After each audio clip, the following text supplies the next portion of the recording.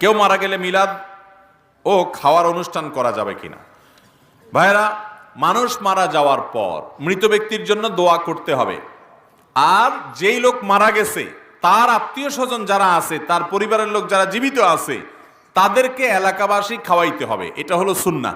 নবী করিম সাল্লাল্লাহু আলাইহি সাল্লাম নির্দেশ করেছেন, তোমরা অমুকের জন্য, তার পরিবারের জন্য খাবারের ব্যবস্থা করো, কারণ তারা প্রিয়জন হারিয়ে মন খারাপ, তাদের রান্নাবাড়া করার মতো মানসিকতা নাই। এজন্য যে মারা গেছে তার পরিবারের লোক যারা জীবিত আছে তাদেরকে বরং এলাকাবাসী খাওয়াইতে হবে। এটা হলো কি সুন্নাত।